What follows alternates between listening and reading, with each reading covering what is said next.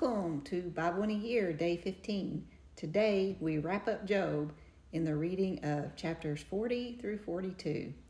Chapter 40 begins with God asking Job to respond to the questions God asked him that we discussed yesterday. Job's response in chapter 40, verses 4 and 5, I am of small account. What shall I answer you? I lay my hand on my mouth.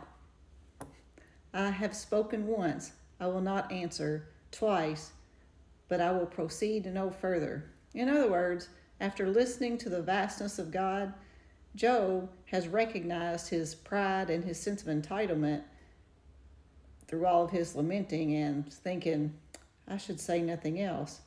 But God doesn't really let him off the hook. He wants Job to verbalize a response. In chapter 42, Job responds with two of my favorite Bible verses. Chapter 42, verses 2 and 3. I know you can do all things, and that no purpose of yours can be thwarted. He goes on to repent for his lack of trust, and we see that his relationship with God has increased in the midst of his suffering. In chapter 42, verse 5, Job says, I had heard of you by the hearing of the ear, but now I have eyes to see you.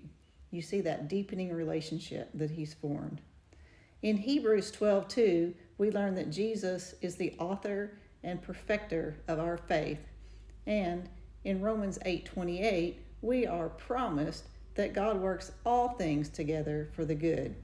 Even though Satan plotted a plan against a righteous man, God used it to deepen Job's faith.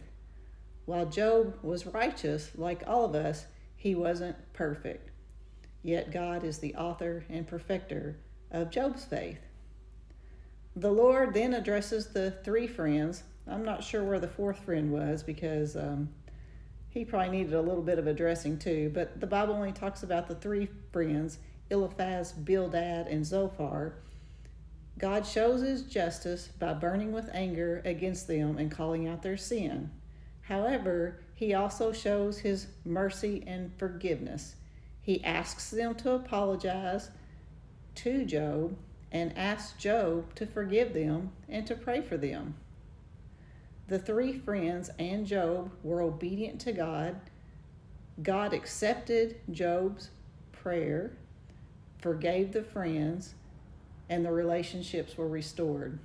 What a great lesson that is for us on the importance of forgiving each other.